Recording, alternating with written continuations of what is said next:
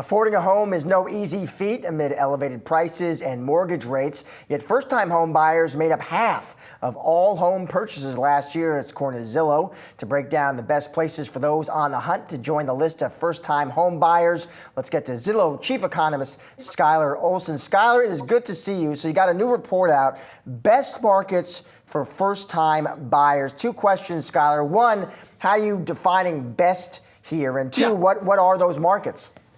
Yeah, absolutely. Well, I mean, as you mentioned, affordability is really a huge challenge out there. So 3 out of the 4 metrics in Zillow's index for first-time home buyers are going to capture that. The first one is how easy is it to save for the down payment? So we're actually going to look at rent affordability. The third one, second and third are going to capture the affordability of the listings that are actually available, because we don't have a lot of inventory out there. And then also how competitive that inventory will be. Now, those 3 metrics are going to bring forward the Midwest, is really king in this sense. So here, think Indianapolis, St. Louis, Detroit, but that's not all. You can move east and you have options like Pittsburgh, yeah, exactly here. Thank you so much.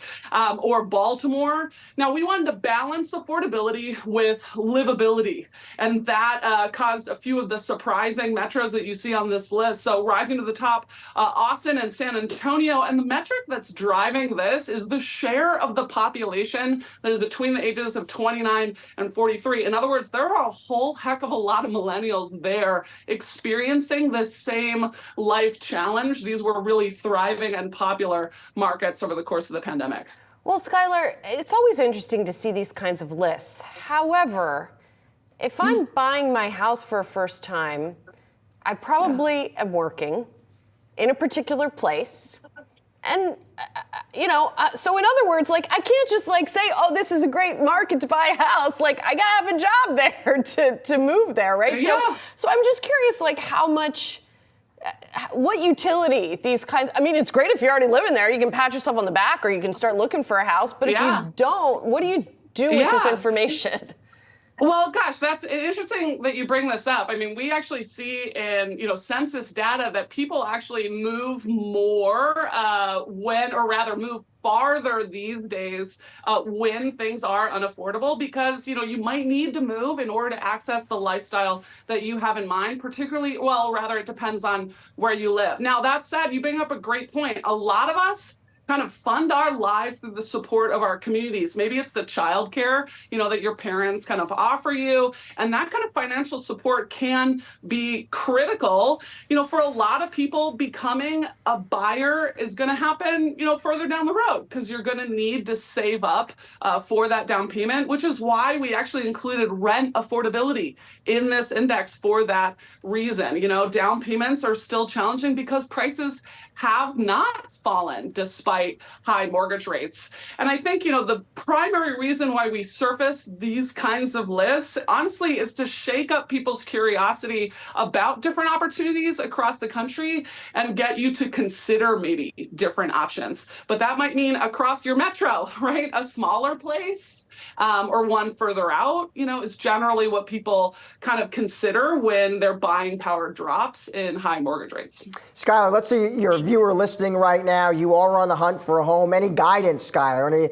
Any kind of tips and tricks? Yeah, absolutely. Because affordability is king, you really want to get pre-approved ahead of time to know what you can afford. And then also consider shopping by monthly payment, say. You can do this on Zillow. That ends up being valuable when mortgage rates jump around, which can really change your buying power. So don't just search for that, price of the home. Your feasibility to access that home might change over time as mortgage rates change. So shopping by mortgage payment can be valuable. And then there are not a lot of listings out there, which also means that there aren't a lot of examples and sample sizes for agents to go off of. So an experienced agent with a lot of local experience is actually pretty critical in navigating and making sure you can understand the list prices or the prices that you see out there, because it can be pretty shocking. It is still unaffordable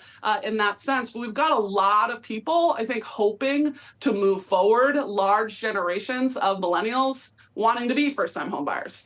Well, and Skylar, the other side of this is that you guys just also came out with some research that said there are now 550 cities in the U.S. where the average price of a home or the typical home value is $1 million or more.